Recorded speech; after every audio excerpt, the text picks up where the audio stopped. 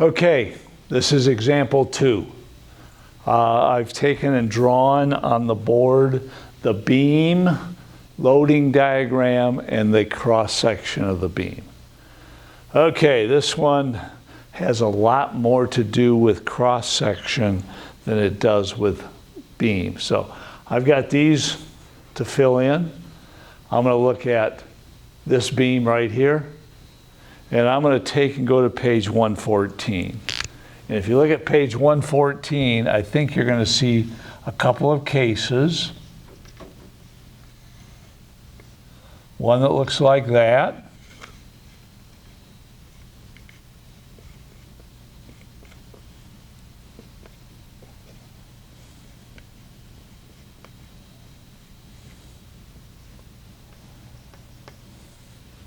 And one that looks like that.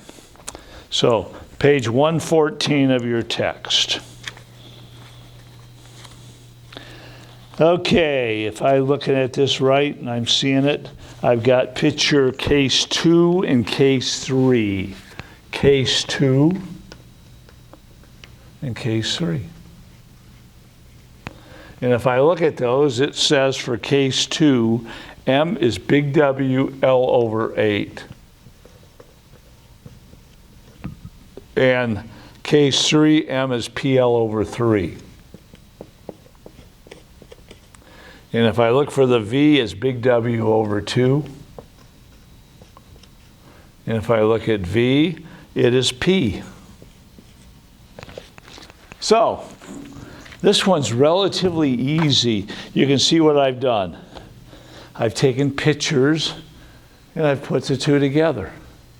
So if you can assemble a picture that exactly matches page 114, this is what you're going to do. So my M, okay? If I look at this thing, what's my W? Big W, 250 times 18. 250 times 18. 18 times 250 is 4,500 pounds. What is my L? 18 feet. What is my P? 1,000 pounds. What is my L? L over 3 is 6 feet. L is 18 feet. Put your numbers in there and we've got our two biggies. Okay, 4,500. 18. 4,500. 1,000. 18,000. I'm going to add these two together and add those two together. So what do I get when I do this? 4,500 times 18 divided by 8. 4,500 times 18 divided by 8.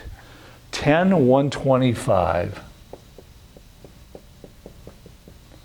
4,500 divided by 2.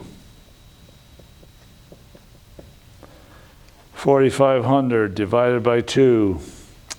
About 1,000 times 18 divided by 3. 1,000 times 18 divided by 3.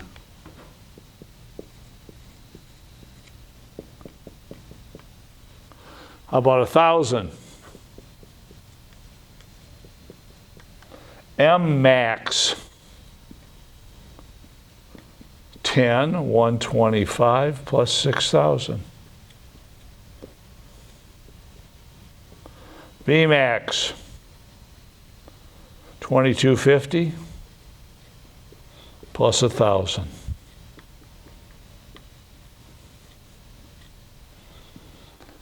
There goes two of my numbers.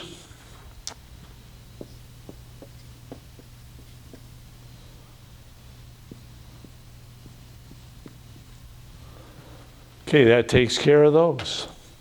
So my cross section now is the only thing I have to worry about. And on this particular case, the easy part was the shear and moment. The last one, the easy part, was the cross section. So I've got my cross section to play with. I drew it pretty big. I can get rid of this hopefully now. We got those taken care of. And now I've got to get I, Q, B, and C. To get all of those, I need the neutral axis. Okay, I don't have a choice. So I'm going to put my little loading's done. I'm going to put a little chart up here. I like tables. Okay? We're going to build this. It's going to get bigger and bigger. So leave some space. I'm going to leave the right end open. We may end up over in Timbuktu. Okay? I'm going to bust this up into common shapes. Shape you know. Rectangles, squares, triangles. This particular case, I'm going to bust it up into a rectangle right here. And another rectangle here. So I'm going to call this shape 1 and this shape 2. So I've got two shapes.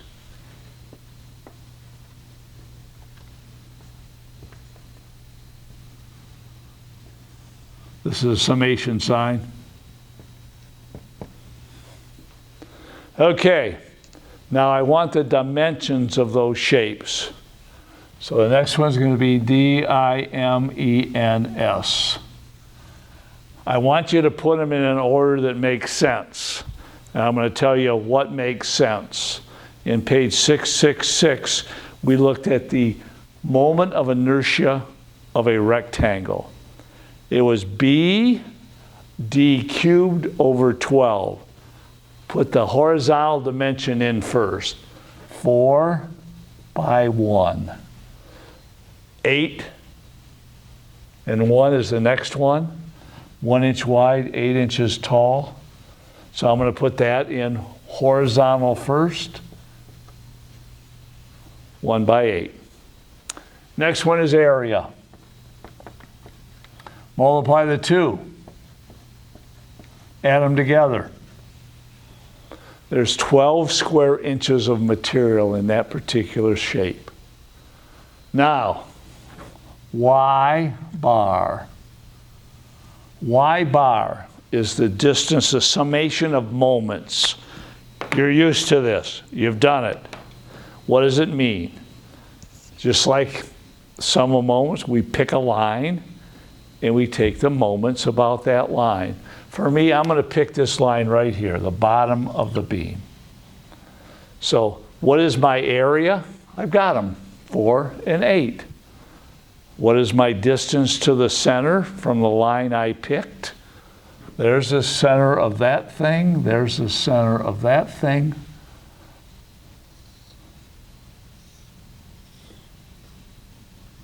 There's Y2. There's Y1. How far are they? Ought to be able to figure that. It looks like it's 9 minus a half, or 8 plus a half. 8 and a half to 1. Next one is half of 8. A times Y bar. Multiply those two. 32 plus 2 is 34. Plus 32. Okay, let me make sure I did it right so I don't get myself in a bind. 4 times 8.5 is 34. Plus 32 is 66. Now, this is the easy part. If you watch what I do, if you don't, you'll be floundering a little bit. But look at what this, oops, excuse me. I got to get my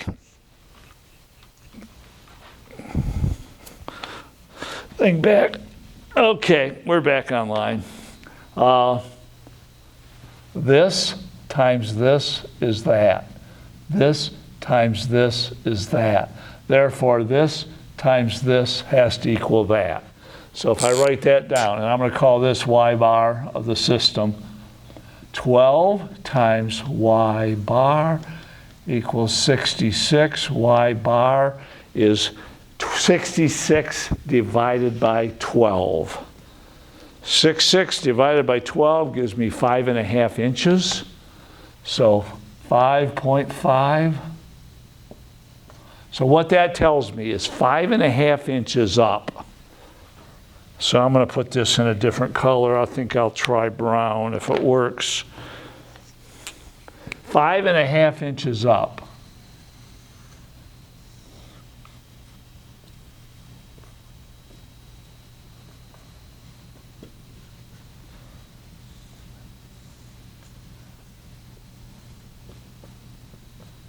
It's a total of 9. Or 3.5 inches down from the top is the neutral axis. What does that mean? It's a point where I could balance this shape on the end of my finger. Okay? So I'm all set there. I know where the neutral axis is. So how do I find the letters? Let's see if there's any I can find easily. If I look at that thing and I look at the list to the right over there, B, the width of material at the neutral axis. 1 inch.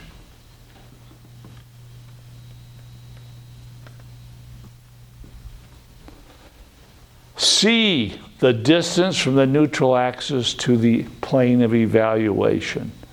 It's the largest distance out from the neutral axis. Neutral axis is here. That is 3.5. This is 5.5. The largest distance is 5.5.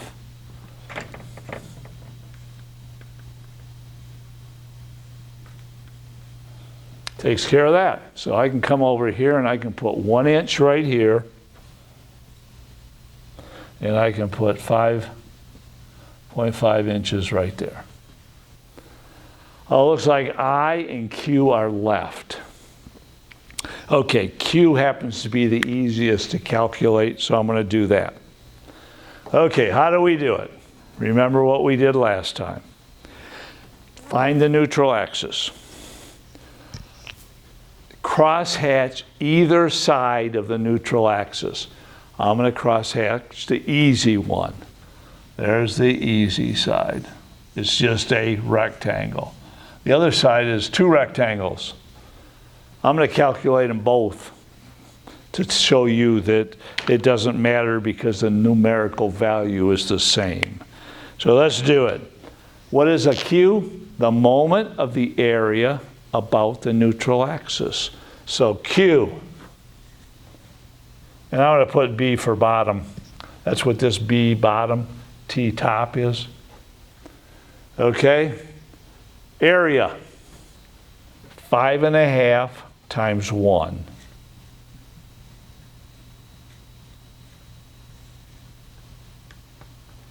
Arm. Arm is the distance from the neutral axis to the center.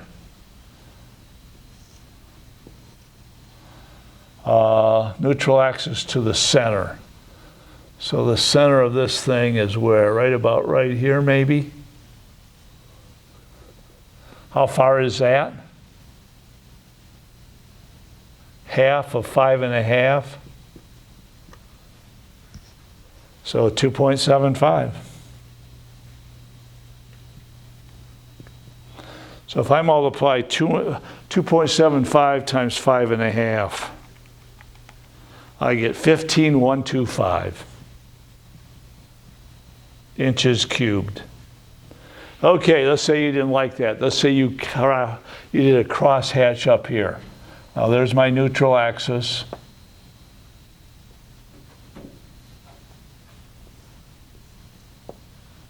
So area of 1 is 2.5 by 1.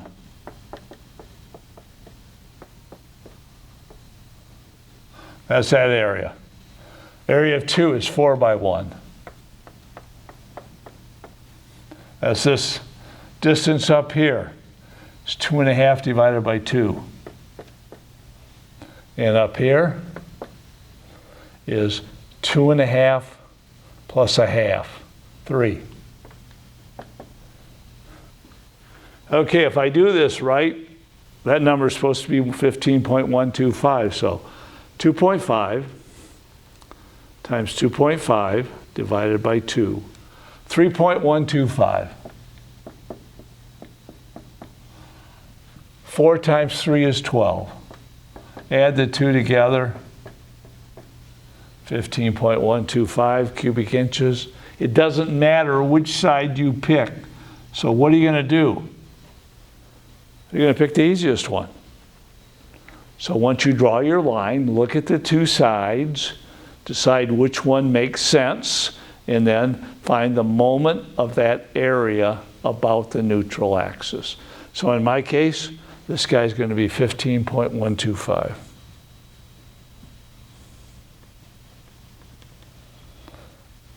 Okay, I've got I left. Now that's a pain in the rear end, and you probably noticed that when you were on the YouTube video trying to find out where this was. I'm going to get rid of one thing here so it doesn't mess us up. I don't need this anymore. And I don't need these anymore.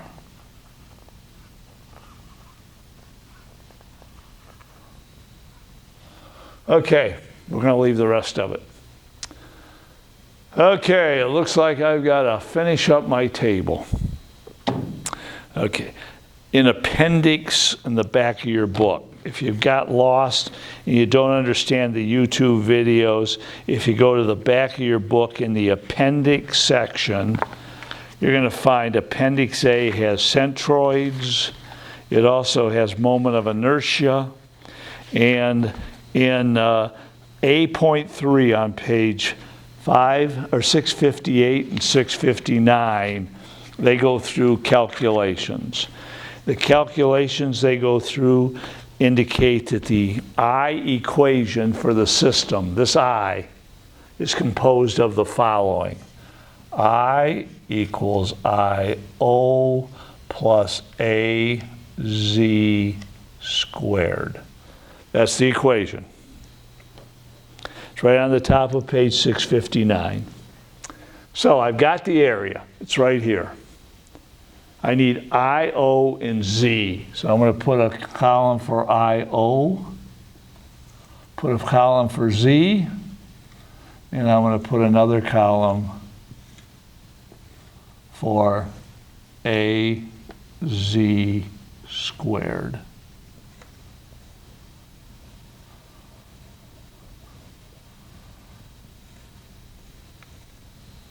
Okay, I-O. I-O is the moment